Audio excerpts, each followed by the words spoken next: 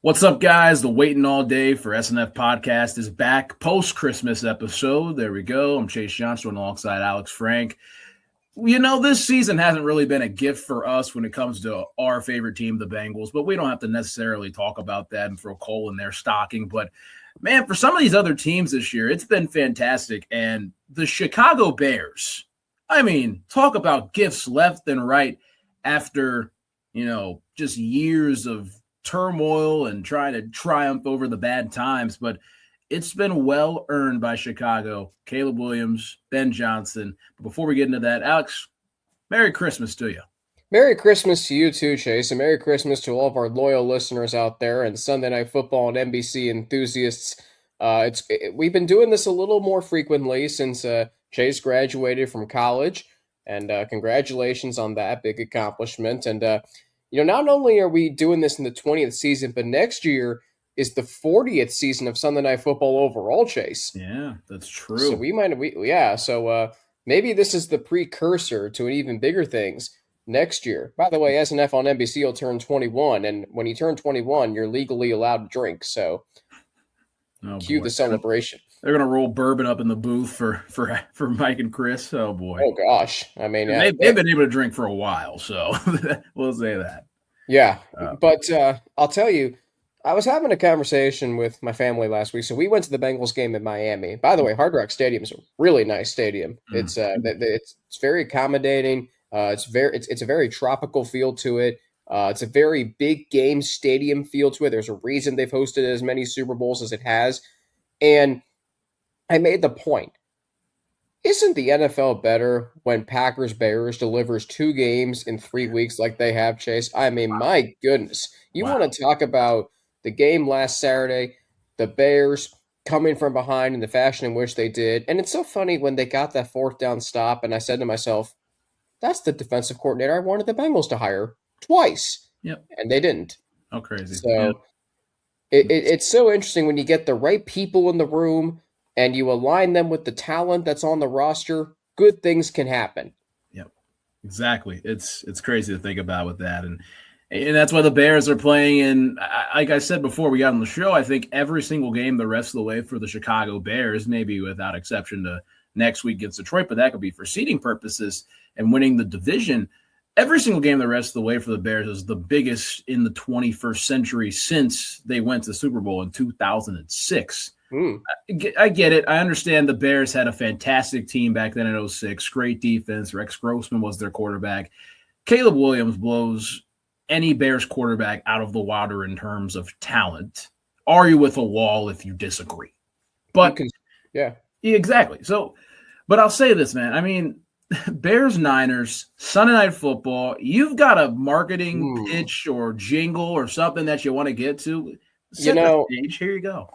I mentioned to you that earlier this week that Sunday Night Football is going to rock this week. Well, Starship once proclaimed that San Francisco, we built this city on rock and roll, so don't mind if I do. Yeah. There we go. It's interesting because with the Bears and the Niners, you're looking at 2 coaches that are in different parts of their careers. All right. You got Ben Johnson, first-year head coach. He turns this entire thing around, comes over from division rival Detroit, who just got eliminated officially from playoff contention the day before on Christmas Day against the Vikings. And Ben Johnson, just from the opening gate, I can't wait to beat Matt LaFleur twice a year. I have so much fun doing that. They lose them the first time, gets them the second time just last week. The 1-score games, they have the stuff that happened to them last year in 2024. They just lost 1-score game after 1-score game just so many times in blundering fashion. They win all those 1-score games this year.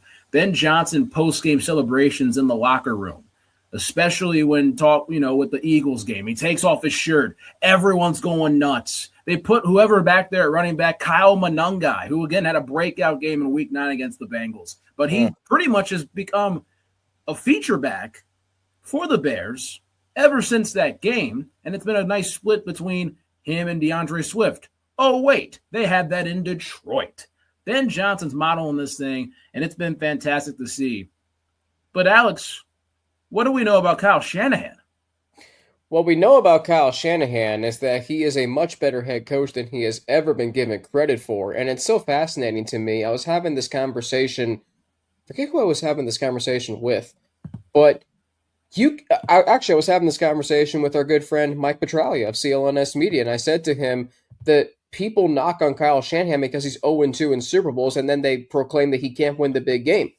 I'm sorry, how many NFC Championship games has he been to? He's been to 4. I'll spoil it for those who don't know. He's been to 4. Do you remember when the Niners were down 17 to Detroit in the NFC Championship? Mm-hmm. By the way, this will be Ben Johnson's second time coaching in that stadium since that game. And it may not be his only time coaching there this season. If you know, you know. So it's so interesting to me about Kyle Shanahan because since 2019, this is going to be the 49ers, their 5th playoff appearance in the last 7 years. And the other 2 seasons in which they haven't made the playoffs, they've been so decimated by injuries that you can kind of just write it off as that. But every other time, Shanahan has guided the Niners through quarterback drama, through missed draft picks, missed free agent signings. I mean, heck, they extended Brandon Ayuk last year, and where's he been since the middle of last year? He hasn't been on the field. What have they done, Chase? Well, they haven't punted this month. They haven't punted in the month of December. So, I mean, when you have a head coach and play caller like Kyle Shanahan, there's a baseline of we're going to at least get to the playoffs. And that's exactly what Kyle Shanahan has done. There's a reason that he is in San Francisco for his 9th season. There's a reason that he's probably not going anywhere after this season. When you consider the injuries the Niners have had, and they haven't been below 500, they're 11-4. They are 11-4 despite all their injuries. Chase, if you ask the average football fan on the streets if they could name one defensive player currently on the Niners, do you think they could do it? I don't think they could. Active player, I don't know. Well, and that's not a knock on them. It's just because all the stars are injured. Yeah. They should not be doing what they're doing. The Niners should not be allowing 21.3 points per game and 332.2 yards per game with Nick Bosa and Fred Warner out. But Chase, this is what happens when you get with the Chicago Bears, when you get the right people in the room. Robert Saleh was clearly the answer at defensive coordinator. That reunion has worked wonders this season. Kyle Shanahan in that offense, it's been humming, regardless if it's Brock Purdy in there. And by the way, Brock Purdy, you can say what you want about him. Oh, all he's done is complete 68.8% of his passes when he's been healthy. He's thrown for 1,737 yards in 7 starts, 17 touchdowns, and only 8 interceptions. Oh, last time I checked, those are pretty good numbers, Chase. Yeah. And then you look at Christian McCaffrey. What can a healthy Christian McCaffrey do for you? And then a healthy George Kittle. What can he do for you? And Jawan Jennings. Oh my gosh, he has 8 touchdowns this year. So you wonder how the 49ers are winning games?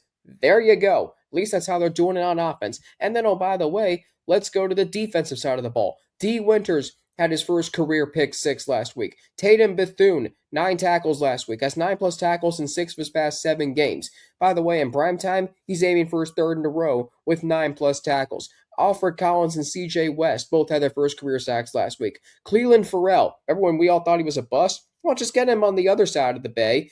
And then he has 6+ tackles in 2 of his past 3 games. Upton Stout, you ever heard of him? Well, he had 6 tackles and 2 passes defended last week, and he has 6+ tackles in 4 of his past 5 games. And then Malik Mustafa, who the hell is that guy? 8 tackles in week 16, and he aims for his 4th in a row at home with 7+ tackles. I had to go to the game capsule to pull up those stats. Chase Younts, this matchup, Chris Collinsworth said it best last Sunday after the end of the Patriots-Ravens game. Another great game, by the way. Yeah.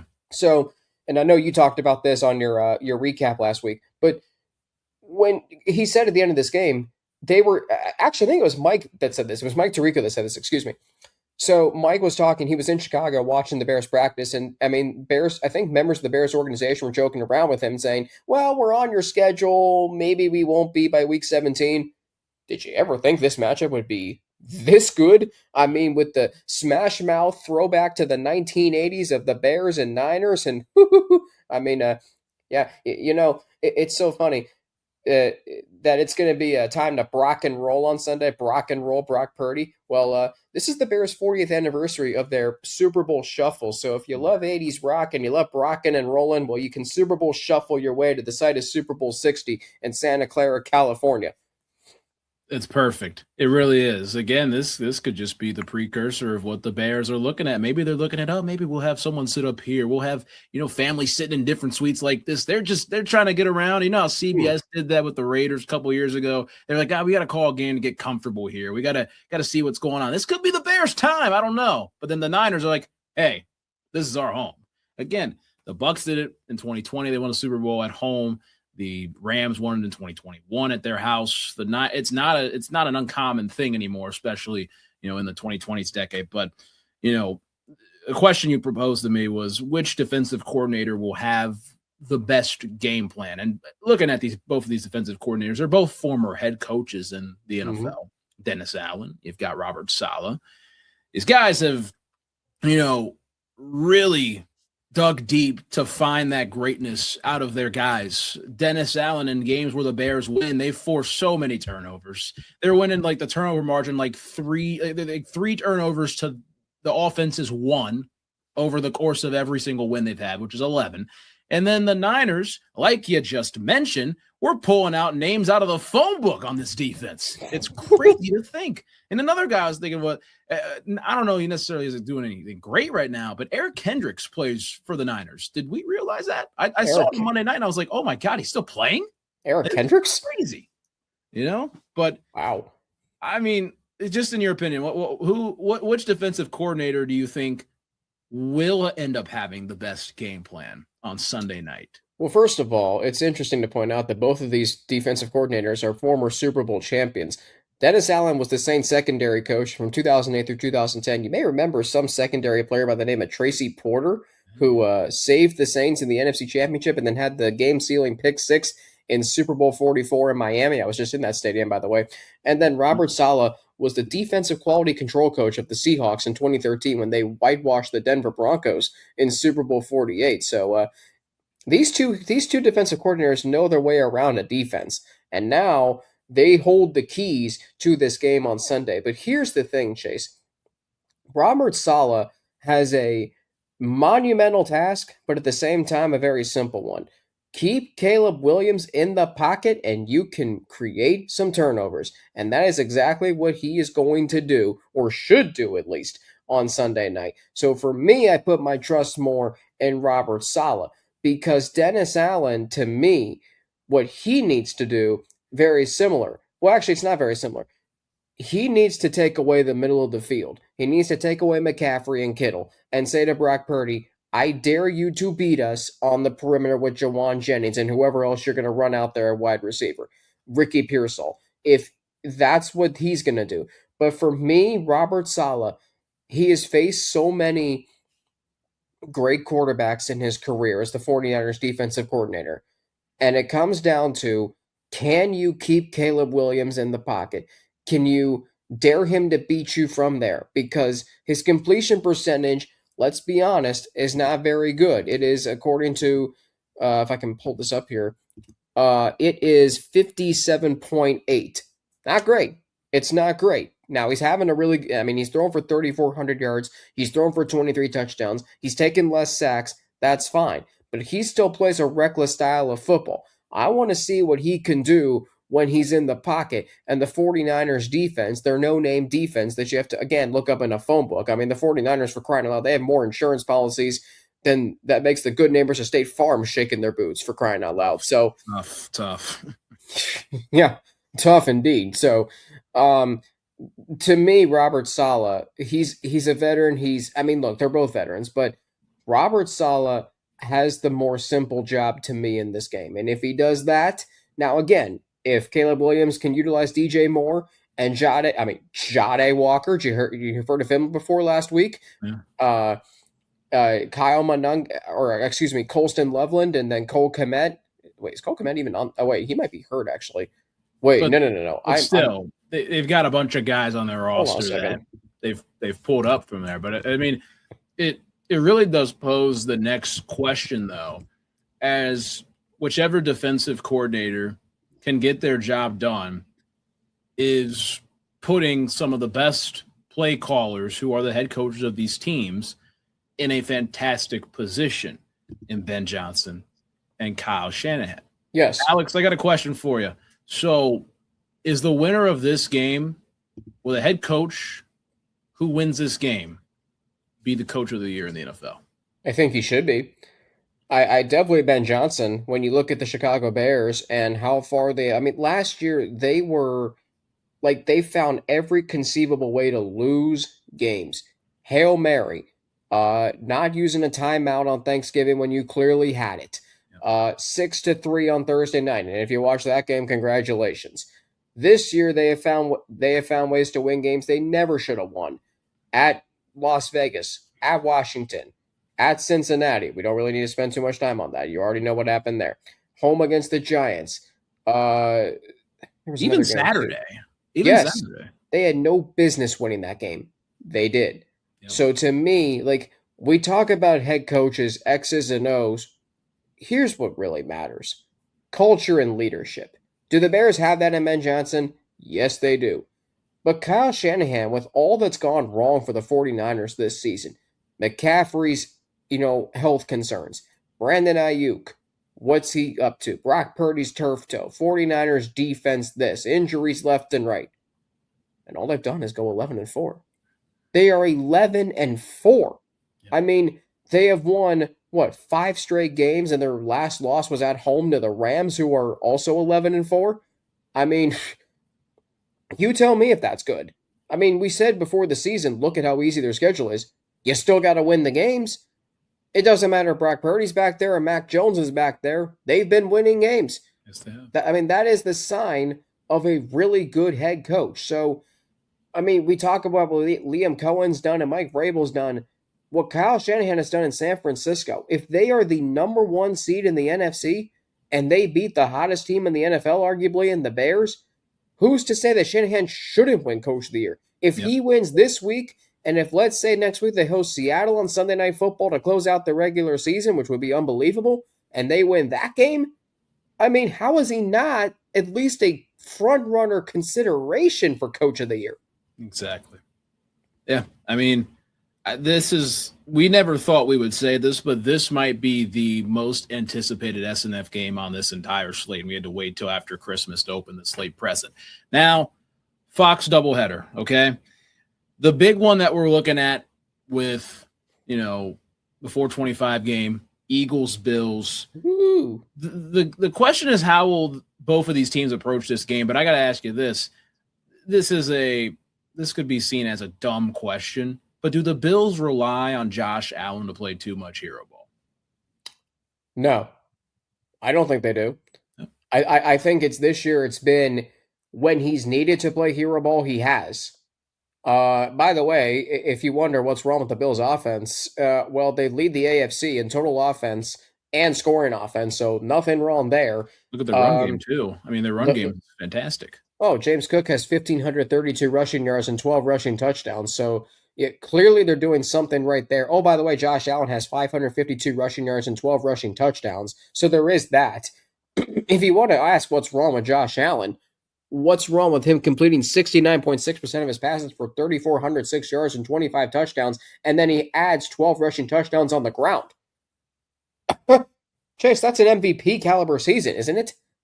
Again, and I think where the stems where people look at the Buffalo Bills is the fact that they don't necessarily have guys on the outside that you can be like, you know what, if we need you to win a matchup, like, you turn to Khalil Shakir, you turn to Brandon Cooks, Keon Coleman, barely even out there. Other guys like that. They have 2 great tight ends, Dawson Knox, Dalton Kincaid. A run game with James Cook leading the way, obviously Josh Allen, Ray Davis. They're doing it a different way. That's just what it is. They're doing it a different way. I think the only concern that you come about is what happens if you're going to throw to the outside to some of these receivers. The Bills don't necessarily have to do that, though. No. Because they've been winning football games. They came back against the Patriots down 21-0.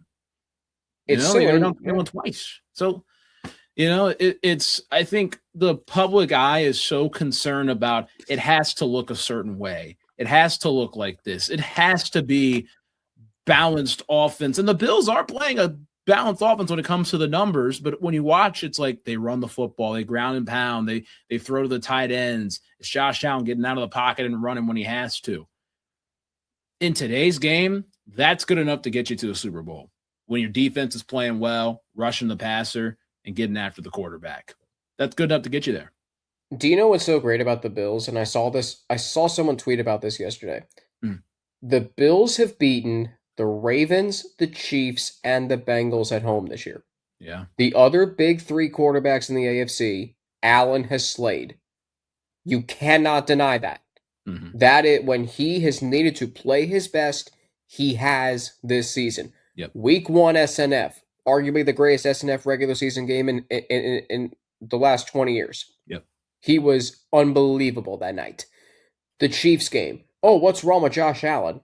Nothing's wrong with him, apparently. Oh, but then did you see him against Miami the next week? Oh, yeah, well, how about the bounce back against Tampa Bay where he ran for 3 touchdowns and rushed for 3 touchdowns or whatever it was. 6 combined touchdowns. He's done that before, too, by the way. Yeah. Even against Houston when he was getting drilled, he still had them in position to win the game, Chase. He did. That stuff does matter. And then, oh, by the way, what has he done the last 4 weeks? Win at Pittsburgh. Pittsburgh looks good now. Yeah. Cincinnati. Come back from 10. Yeah, they were down. I mean, that game was... game. They were down 10 the whole game. I was at... Like, Bills fans were nervous that whole game. I was at that game. Yeah. And I still may have some frostbite, whatever. Probably. From that game. Well, let me tell you.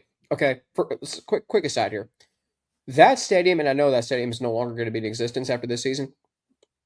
It is different up there in Buffalo. Okay, yeah. Like we parked at this motel that they rent out every weekend for home games for like $270 a night, and everybody stays there. Every room is sold out. Like we asked this couple if we could use the outlet outside their room to plug in our griddle to cook some breakfast at like 9 o'clock in the morning. That's when it started snowing. I mean, and you had people coming in left and right to tailgate with us. I mean, it was glorious. Okay. I mean, this little town in Western New York where you have some grocery stores down the street, and then you have this 76,000 seat stadium where it's literally a party every Sunday, regardless of weather. I mean, but by the way, Allen was great that game. And then what does he do the next week, Chase? He goes in and beats New England. Yep. Like the hottest team in the NFL. Oh, Drake May has taken over this division. And look, the Patriots may win the division. Do you think the Bills could beat him in the playoffs if they went to New England? 100%. We just saw it. Yeah. And look, did they barely beat the Browns? Yeah, but it's the Browns. They have a good defense. We know that. There's a guy that's about to break a record on the other side of the ball. A pass rusher freak mutant in Myles Garrett. So, I mean, there you go. A freak mutant. So, what's wrong with Josh Allen? Oh, well, last week, and this is from the game notes, okay? Chase, here's how great Josh Allen is. Last week, he surpassed Tom Brady and Russell Wilson for the second most regular season wins by a quarterback in his first 8 seasons at 87.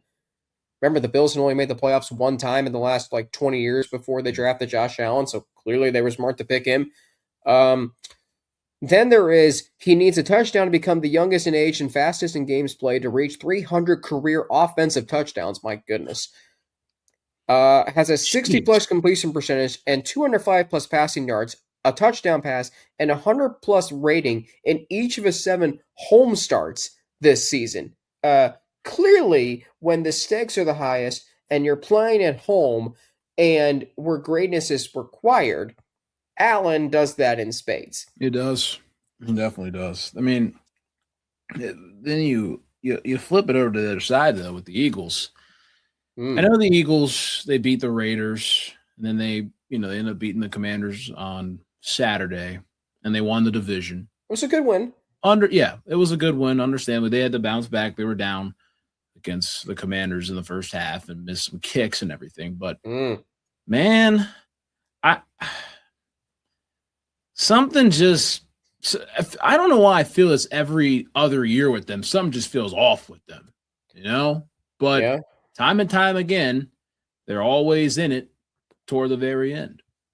And they're getting better, I think. I think they're starting to play better. Remember 2 years ago, Chase, they never got it going at the end of the regular season. No. Like they beat Buffalo in that classic on, 425 on CBS and Yep. overtime and the rain and the Kelly Greens. Mm-hmm. So they barely win that game. And then they got spanked by the Niners the next week and it was over from there. Yeah. Well, this year, and then look, the Raiders and Commanders, you're not going to set the world on fire with those wins, but you are going to get some confidence. You're going to get some confidence by winning those games, Chase. And Mm-hmm. Jalen Hurts, I mean, yes, he played poorly against the Chargers. He has over 3,000 passing yards this season, 24 touchdowns, just 6 picks. Yeah. Saquon Barkley, whoa, wait, where's he been? He's rushed for over 1,000 yards. A.J. Brown has over 70 receptions. Devontae Smith has over 70 receptions. This Eagles team is fine. They're still moving the ball well. Are they scoring a lot? No. Are they moving the ball as well as they were last year? Maybe not. But their defense is still playing well. That's what matters. Do you not think that they're going to unleash Saquon Barkley as we get, to this point in the season? They should be. Expect it. They're like Saquon Barkley again. Yeah, like you mentioned, it's hard to top a 2,000-yard season. It's nearly impossible to do that. All right, it's impossible to top a 2,000-yard season. If you love running backs, you're going to see some good ones on Sunday afternoon in Buffalo and then Sunday night in San Francisco. I mean, really all over the field, all four teams. Saquon Barkley, by the way, he's going to aim for his fourth in a row with a rushing touchdown. He has 100-plus scrimmage yards in 3 of his past 4 on the road. He's third in the NFL with over 10,000 scrimmage yards since 2018. So clearly there's nothing wrong with him. I mean, he has over 1,300 scrimmage yards this season. Yeah. Like the Eagles, the last 2 weeks, I feel like they've kind of gotten back to who they are. Just run the football. Don't make Jalen Hurts have to throw the ball 40 times a game unless it's in the Super Bowl, apparently. So, yeah. I mean, there's a formula to get there. And then when you do get there, it's, hey, we're going to, throw the ball because we can, because we have, one of the best receiver duos in the NFL. So there was a question before the season started, will the Bills, or I forget if it was just the Bills or both teams, how much will they show in this game? Because it could be a Super Bowl preview, and I still think it could be. I think the Eagles are going to empty the tank in this game because they need to beat a good team like Buffalo to really say, hey, we can still beat good teams. We still have what it takes, and we're still the defending Super Bowl champions. I think people may have forgotten about that, but they still are at the end of the day. Yeah, and the Bills are still fighting for an AFC East championship. But, with us being guys that love food, there's a great appetizer on Sunday with the Colts and the Jaguars. Again, the Colts might not be playing for anything by the time we hit Sunday afternoon if the Texans end up beating the Chargers. Tough task. Another good game. That in a second. But the other side, the Jaguars, they're 11-4. The Jaguars just went on the road and beat the Broncos by 2 scores in Mile High. Are the Jaguars Super Bowl caliber team? They absolutely are a Super Bowl caliber team, Chase. I'm going to tell you why. They have an ascending quarterback in Trevor Lawrence. Key word is ascending. I don't think he's reached his ceiling yet. We've always said that Trevor Lawrence has the talent. He just needs the right head coach and offensive play caller. He's got that this year in Liam Cohen. Doug Peterson stabilized him, and that was good, and he deserves a lot of credit. But Liam Cohen was the guy to get him to the top of his game. What has he done this season? Well, he's thrown for 26 touchdowns. He's almost at 3,500 yards. He was 23 of 36 for 279 and 3 scores last week, no picks in Denver, Chase, in Denver. He's not used to playing out there. The only time he's been used to playing on the West Coast is when he's torching Alabama's defense in the national championship at Levi's Stadium. Well, maybe he'll be playing in Levi's Stadium in the Super Bowl this year. So it's not far-fetched to say this team is a Super Bowl contender. All they've done is win 6 straight games. And by the way, you want to talk about, what good wins do they have this year? Well, let's go through their good wins, Chase. Week 4, they went to San Francisco. They won. Week 5, they hosted Kansas City. Say which one about the Chiefs? They were getting hot at the time, Chase. They found a way to win that game. They had to come from behind and win that game, too. Trevor Lawrence game-winning drive, that may have been the best moment of his career so far. Yep. So they have that game. Yeah, they lost to Seattle and the Rams the next 2 weeks. Those are 2 good teams. But what have they done since then? They beat the Colts at home. Key division win. Got it done. What did they do? The next or 2 weeks later, they go to Denver, beat a team that had won 11 straight games, Chase, and they took them apart. You would have thought it was 1990. And they beat down the Chargers by 29 points earlier. Oh, didn't even think about that game. So there you go. I mean, they've beaten some pretty good AFC West teams. That, just to add to your point. Well, they're 4-0 against the AFC West, which is one of the better divisions in the NFL. So it just, when you look at this team, they're so dynamic on offense.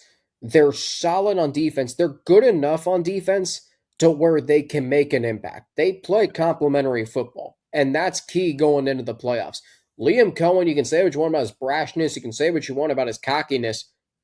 He's brought something that team has needed for a long time. I like it. I like especially when, he kind of mentioned about how Sean Payton was talking about a small market team. I mean, it's a fact that the Jaguars are a small market team.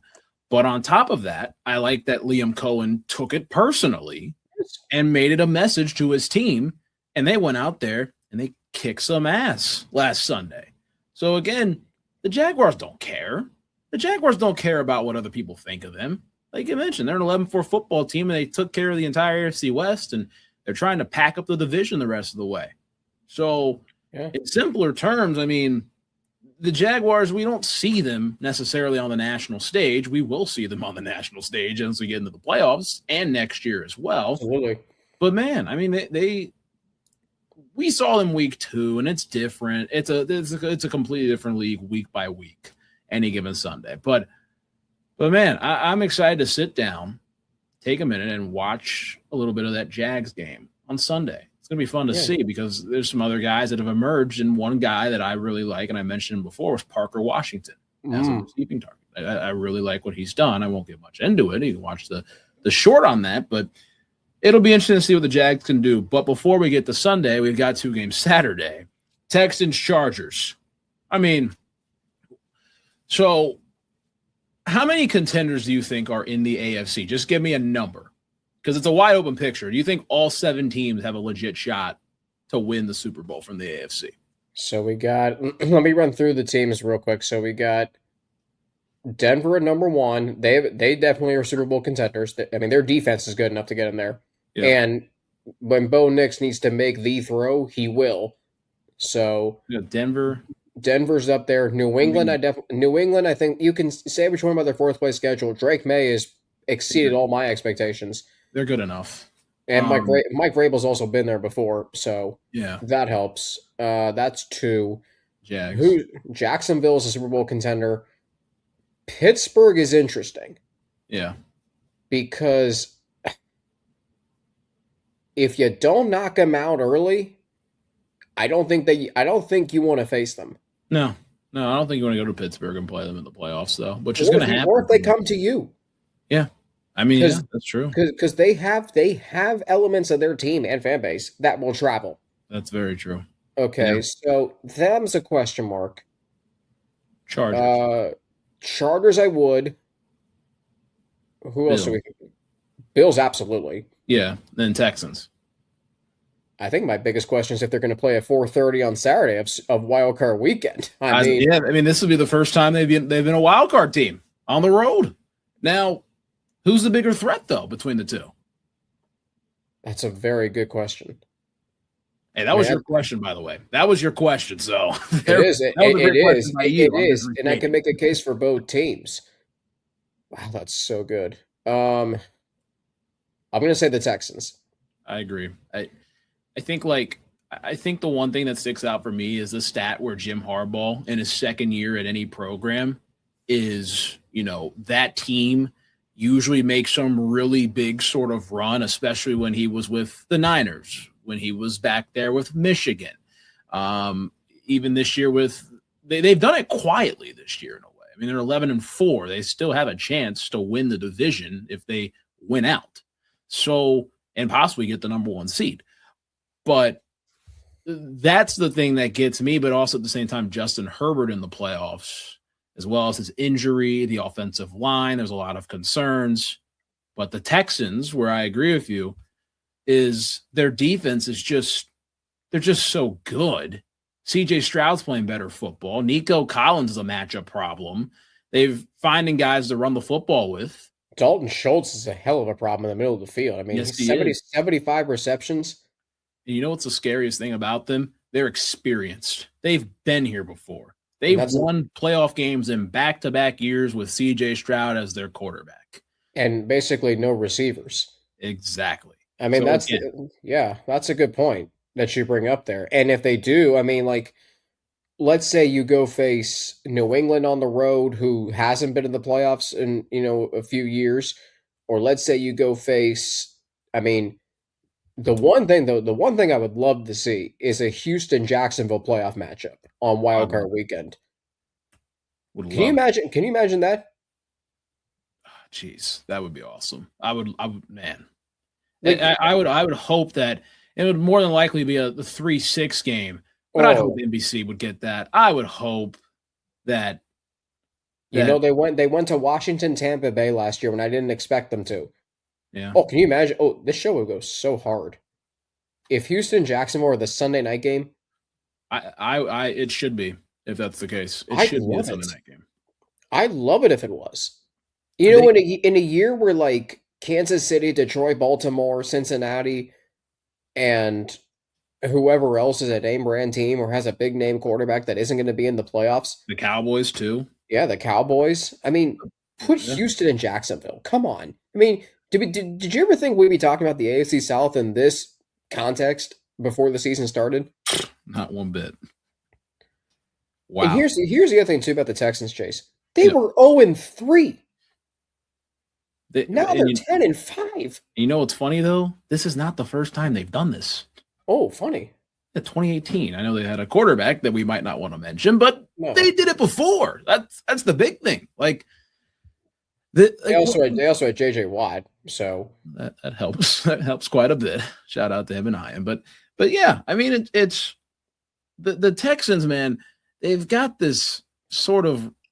They're just so relentless. They're tough. They are, they will bruise you up. Yeah. And offensively, they got a young quarterback in C.J. Stroud who's really just kind of flown under the radar. Obviously, he was hurt for a bit. Davis Mills stepped in and did his job for about a month.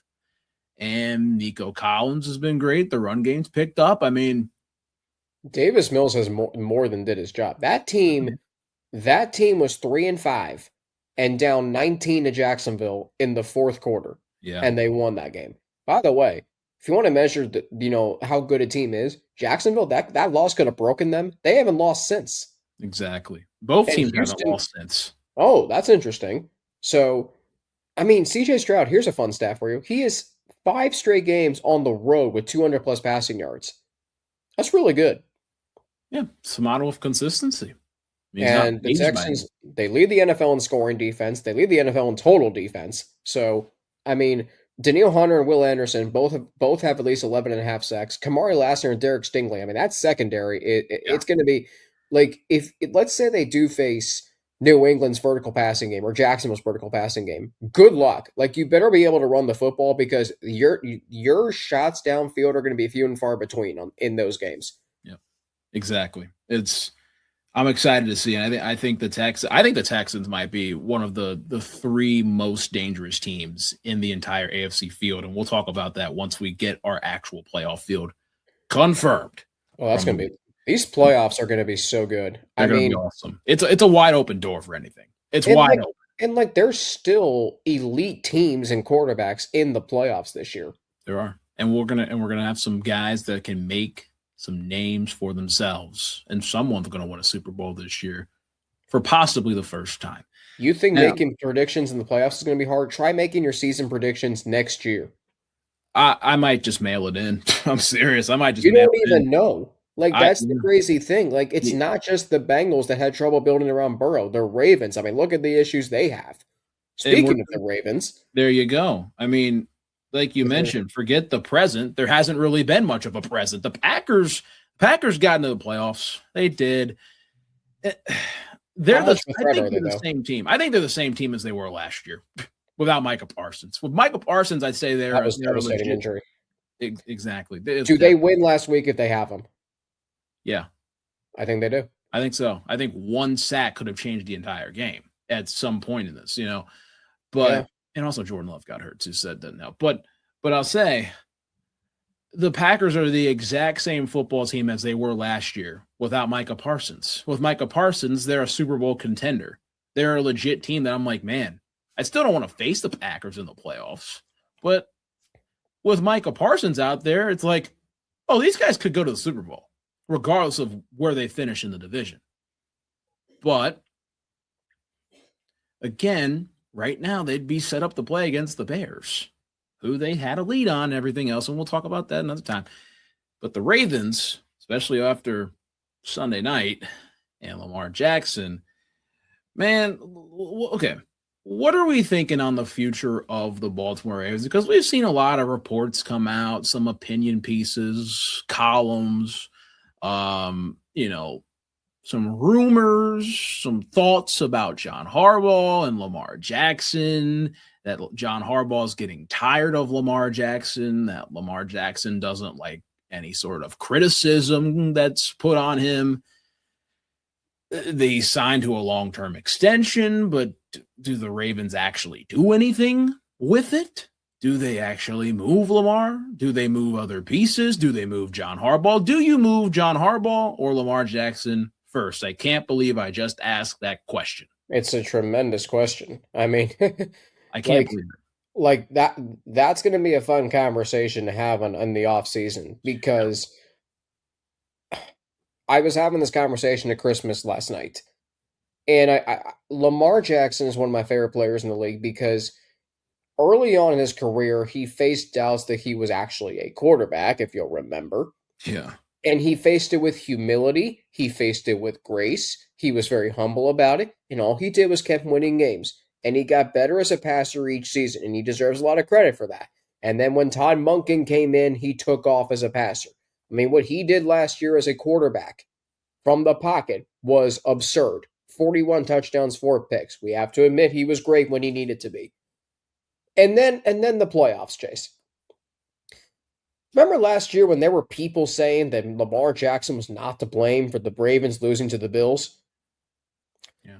So did they just forget that he threw a bad pick and fumbled in the second quarter that led to the Ravens being down 21-10 at the half? Do people remember that? I don't know. Like, haven't the Ravens had like the most Pro Bowlers and all pros around Lamar Jackson the last, 7 years?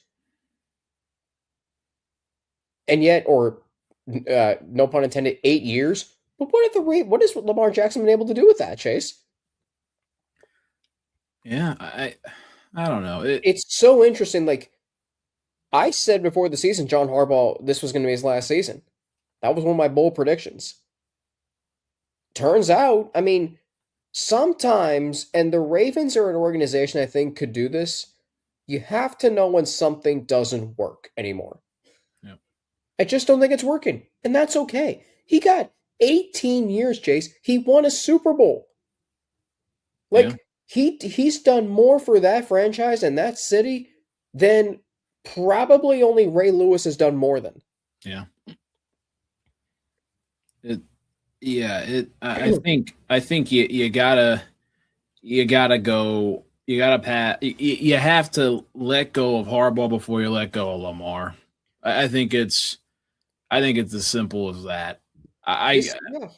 It's tough. It's tough. I get it. But again, I know that there's some things that you can't necessarily pin to a head coach, but at the end of the day, when you look at the amount of blown leads that the Ravens have had in the fourth quarter, let me just say this real quick, that a 10-point lead in the NFL is nothing these days. It's nothing.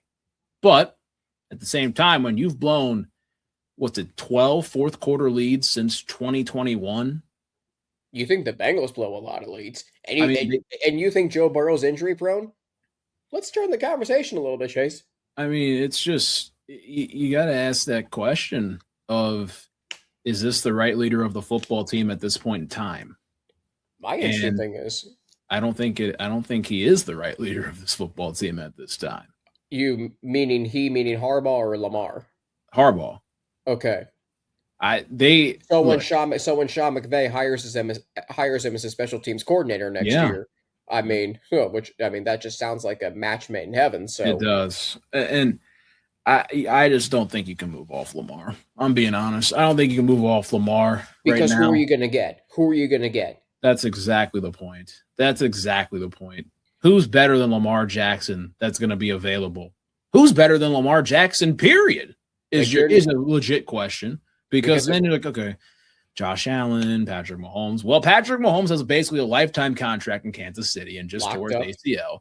Josh Allen might win his second MVP in a row. Just signed a $330 million contract this past March. Exactly. Joe Burrow, okay, division rival. They're not doing anything with that. He's not going anywhere. Yeah, other guys are young. And if the Steelers draft a quarterback, the Ravens, it's so interesting with them because they thought they could win the Super Bowl this season. A lot of people thought they could. Noah Eagle on our show said and by the way, he's calling the game tomorrow night, that they could win the Super Bowl. It was not an inconceivable pick. Not one bit. I think we all thought, you and I thought, okay, I don't know if they're going to win the Super Bowl, but they're going to make the playoffs, right? And maybe win this division again for the third year in a row, but that doesn't seem to be the case. No. Like, when something goes stale. And that's what it's gone like in Baltimore. It's gotten stale. Lamar peaked with John Harbaugh. Move on. Get a new head coach. If you move on from John Harbaugh, that head coaching job is unbelievably desirable. Yeah. And on top of that, I'll just put it to you this way. Like we just mentioned, if you move on from Lamar Jackson, who can you get that's better? Nobody. If you move on from John Harbaugh, who can you get that's better? There's a ton of coaches that are out there that are looking for a first chance, that are eager to work with the Ravens, Lamar Jackson. That new life, look what it can do to you. Look at teams around the league that have made it off of first-year head coaches, Jaguars, Bears, Patriots, even though Mike Vrabel has been a head coach before. There's so many other guys in that league that I'm forgetting right now. But again, look what new life can do to you with a great organization around you. If I'm Eric DeCosta, first two calls I'm making are Kevin Stefanski and Brian Flores. There you go. And by the way, you go to Baltimore, you know you're going to have a great front office to work with. You know you're going to have great facilities, a great fan base. So it's an incredibly desirable job. I mean, the last time it was open was when George Bush was president. So that tells you how long it's been. And then the Packers, Chase, you mentioned the Packers. Are they, how much of a threat are they really going into the playoffs? I think when they play at their best, they're really good. Yeah. But some of the games they've lost this year, I can't get out of my head. Like the Browns, the Panthers, they tied with the Cowboys. Yeah. I mean, what's another game they've lost this season? They barely beat the Giants on the road. They just lost to Denver and Chicago. I mean, so Tough much going. And if they don't get far in the playoffs this year, what does that look like for Matt LaFleur? Do fans in Green Bay start to get frustrated with him a little bit? I think that Matt LaFleur has some sort of I don't want to call it a pass, but that's what I'll call it, because they made the move they needed to make to put them over the top, and then he gets hurt.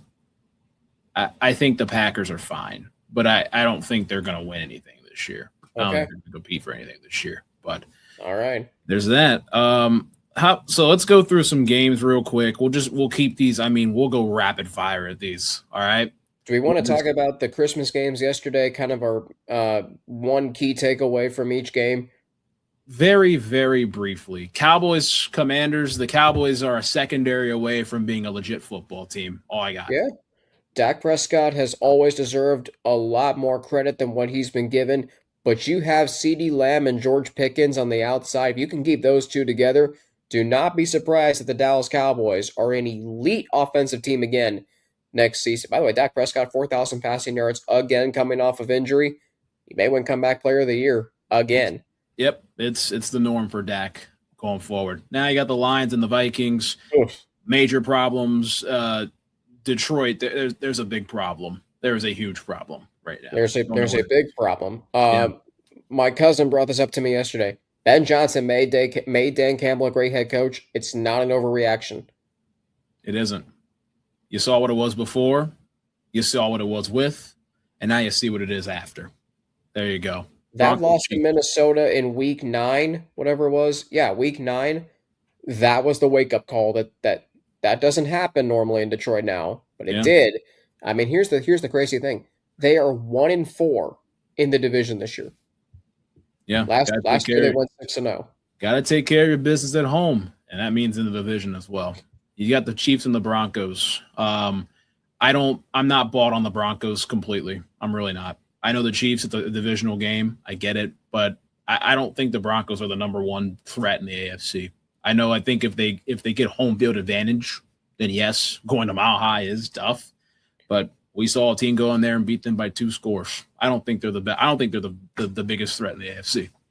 Sean Payton's been there before though, and that matters. But Yeah. can you imagine next Saturday? Next Saturday, you could have 3 games that determine division winners. Panthers, Bucks. Never thought we'd say that. Yeah. Chargers and Broncos in Denver, and then Seahawks 49ers. So your 3 primetime games next week could be unbelievably good. Unreal. I mean, it's that's the NFL for you.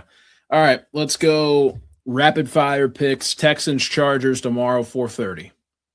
Very, very good matchup. I expect this game to be a incredibly smash mouth game. By the way, great announcing crew. Rich Eisen, Kurt Warner, Jamie Erdahl, Megan O'Leary. She's a rising star in our business, Chase. Yes. I don't know if you've watched any games that she's done with like Kenny Albert and his crew. She's really, really good. Ryan Radke, Michael Look on Westwood One Radio. That's an elite duo, by the way.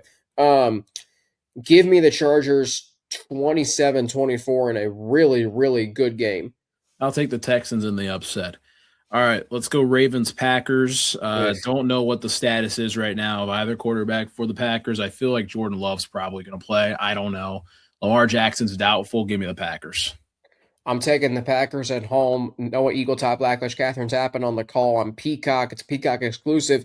By the way, John Sadak on the Westwood One call, Chase, with Derek Rackley. That'll be fun. Good for him. I'll take the Packers. I'm not really expecting this game to be any, like, a lot of scoring. I'll say 24-17. Green Bay wins an ugly one. All right, Sunday, you got Cardinals, Bengals. I'll take the Bengals in a high-scoring game. Trey McBride might go for a career best game. You know what's funny, though, is Jamar Chase is still having an incredibly great season, but he hasn't had a touchdown since week 7. Last time he played the Cardinals, Chase, you know what he did? He had 3 touchdowns in that game. He had 15 receptions in that game. Give me the Bengals. Kevin Kugler, I mean, they always win when he's on the call, I feel like, except when they play Detroit and Jake Browning's the starter. Daryl Johnston, Allison Williams, on the call. I'll take the Bengals. Could be a lot of points in this one. I'll say 38-27.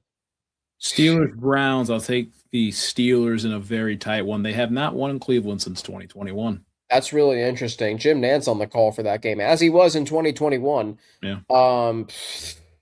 Jeez. I mean, the Steelers may have the division won by the time we get to Sunday. I'll take the Steelers 2017. That's an interesting game there. Patriots, Jets. Patriots are favored by 13.5. I'll take the Patriots. Adam Amin, Drew Brees, who I think is a really good analyst. Christina Pink on the call on Fox. I'm taking New England. Could the Jets show up and play hard? Sure. It's a divisional game. By the way, great story on Bob Wischusen. I don't know if you read it last week. His traveling, what do I call this? Hula bra, if you will, from Eugene in the playoff to the Jets-Saints game. Read it. It's really good in The Athletic.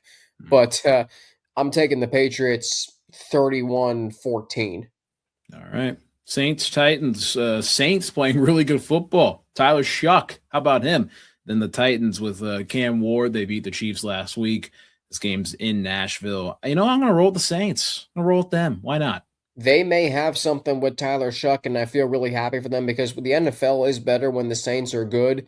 And when you get primetime games in the Superdome and how loud it is, it's unbelievable. This game in Nashville, Andrew Catalon and his crew, Charles Davis, Jason McCourty, AJ Ross on the call. I'm taking the Saints. Not really a fan of this game. I'll say 26-17. All right. Now we got Jaguars, Colts. You know what? Screw it. I'll go the Colts. Why not? Ooh. Why not? Let's How go. good of a story is Phillip Rivers? I know. Awesome story. And he wasn't bad last week either by any means. It wasn't. It's incredible what Phillip Rivers is doing. I mean, he's one of the most likable guys, I think. Yeah. Joe Davis, Greg Olson, Pam Oliver on the call. That's an elite trio, by the way. Yes, it is. By the way, congratulations to Pam Oliver, Sports Broadcasting Hall of Fame inductee, well deserved. I mean, she's been at this for so long. Yes, she has. This is the first time Greg Olson's calling a game and Trevor Lawrence is playing, so that'll be interesting. Yeah. I'm taking Jacksonville 34-27. All right, Bucks Dolphins. Bucks favored by 5.5. If they're starting Quinn Ewers again, I'm going to take the Bucks. Well, I'm taking the Dolphins because there's something wrong in Tampa Bay right now. There is something very wrong. I'm taking Miami 28-24. Kenny Albert, Jonathan Vilma, Jen Hale on the call. All right. In Miami. Seahawks Panthers. Great game. Panthers are the hosts. Seahawks 7-point favorites. This is a tough one. Man. You know what? I'll roll the Panthers. Why not? Why not? You gotta love the hot hand. Yeah. So Ian Eagle, J.J. Watt, Evan Washburn on the call. I mean, it's so good to see Carolina back playing meaningful football. I'm gonna take the Seahawks. Very, very close game. I'm gonna say 24-21. I mean, that's a really good matchup right there. It really is. We got Giants, Raiders. Raiders are a mess. Giants are a mess. This is for the number 1 overall pick. I think the Raiders need it more than the Giants, so the Giants are going to win. So Kevin Harlan, Trent Green, Melanie Collins on the call. I mean, Kevin Harlan getting to call a game between 2 and 13 teams. I don't know how he feels about that, to be honest with you. Couldn't tell you. I don't know. I'm going to go with the Giants 13-10, I guess. Why not? Let's go Eagles, Bills. I'm taking the Bills in this one. They got to close out potential last home game. Hold on. No, second to last home game, excuse me. But big game. I think they beat the Eagles, but I think it's a really good game Sunday. I think it's going to be a fantastic game on Sunday. If you love football and a lot of elements that go along with it, this is a game for you. The only bad thing is Ron Torbert's reffing the game, but I mean, he's reffed a lot of big games over the years. Yeah. Kevin Burkhardt, Tom Brady, Aaron Andrews, Tom Rinaldi on the call. I'm taking the Bills. I'm going to say 35-28. This will be a classic. Yes, it will. All right, Sunday Night Football. Bears, Niners, big one. Niners favored by 3. Total is 52.5. Do we take the Bears, Alex? What do we think?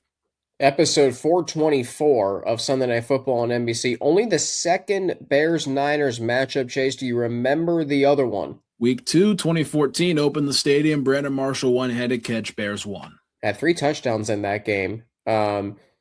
So it's interesting. Levi Stadium, that was the Levi Stadium opener. It's hosted the Super Bowl since. It's hosting the Super Bowl this year. I'm going to take the Niners 37-34. So hammer the over. This is going to be a classic. It very well might be an NFC Championship preview, but I'm going to take the Niners. I'm going to take the Niners, too, in a very close one. I like that. Rams-Falcons, we had a marketing pitch on this before the season started for it to be a night game, and it was a night game, but maybe not in the circumstances we all thought it would be. Yeah, but if you're the Rams, you can't overlook this. Not one bit. The Falcons have been playing good the last couple of weeks. They have. If the Falcons make some necessary changes this offseason, I feel like they can get over the hump next year. Kirk Cousins never was the problem last year. I don't know why people thought he was. Bijan Robinson's played well this season. Kyle Pitts has had a good season. Drake London, okay, too. This will be a sneaky, high-scoring game. Joe Buck, Troy Aikman, Lisa Salters, Laura Rutledge on the call on TV. Kevin Harlan, Kurt Warner on the radio. So Kevin's got a better game on Monday night. That's true. At least I will take the Rams. I'll go 34-27. It will not be a low-scoring game, to say the least. By the way, of course, Mike Tirico, Chris Collinsworth, Melissa Stark on the call Sunday night. Ryan Radke, Mike Golick on Westwood 1. It is Saturday night on Peacock Chase, episode 423 of SNF on NBC. Now back to Rams-Falcons. Who you got in this one? I got the Rams by 10, but I think it'll be a closer game in the first half. It gives them a wake-up call, but the Rams will end up getting the victory after that. By the end of the weekend, Alex, what do you think is going to happen?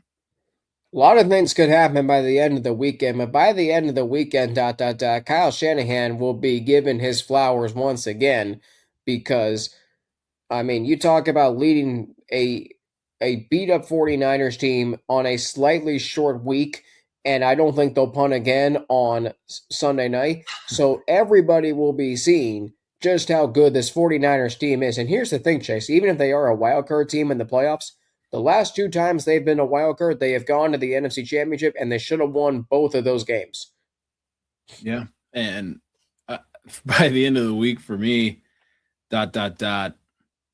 I think the Texans will be in great position to host another 4:30 playoff game on a Saturday. Why not? Why not? All right, that's why I picked the Colts to beat the Jaguars there. So we've always kind of talked about the Houston Texans. I mean, in high regard this season, even after that 0-3 start. I mean, yeah, they just hung in there. That's what you got to do. D'Amico Ryan deserves a ton of credit. All right, real quick. In case we're not on before the college football playoff quarterfinals, who do you like in the 4 games next week, New Year's Eve and New Year's Day? Well, watch previews for that coming up in the next couple of days. Me and Brady King doing that, also Matt Ricketts. But go Ohio State on Wednesday. Give me Oregon, Indiana, Georgia. I agree with you on 3 of those. I'm taking Texas Tech over Oregon in the Orange Bowl. The Red Raiders are for real, but that could be a very, very good game. Your thoughts briefly on the NBA Christmas slate yesterday? Good. I'm going to go see Wemby next Friday, so I'm excited to see that in Indiana. They're playing in. Ooh.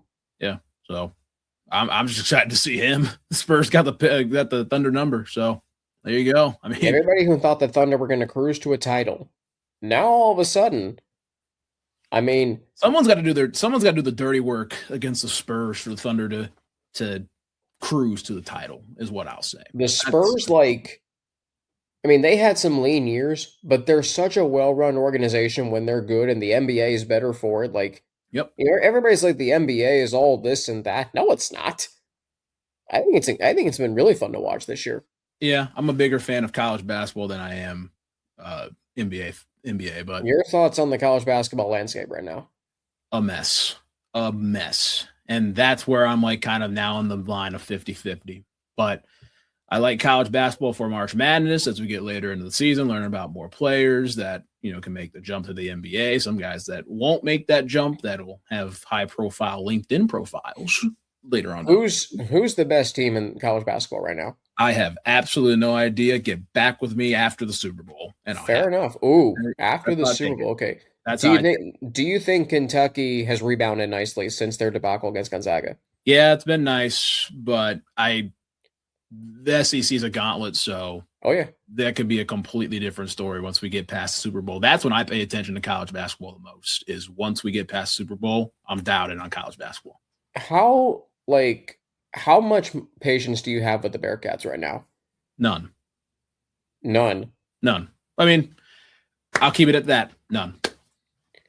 They have chances in the Big 12, don't get me wrong, but are they realistic? No. I'll keep it at that. When, the things that Wes Miller says, I appreciate you trying to find some positivity in losing, but would you hear Mick Cronin and Bob Huggins say the things that he has said? Nope, and I publicly don't think I can really speak on Wes Miller right now. So that's fair enough. Keep it at that. But with that being said, this was a fun episode, and it was. Trust, you'll see us the rest of the way. It's just getting started. Potentially live on Sunday night after the game. Could be. There we go. All right, guys. We'll see you guys. Alex Frank, Chase Younts, waiting all day for SNF podcast. We might see you Sunday night. Probably will. See you guys.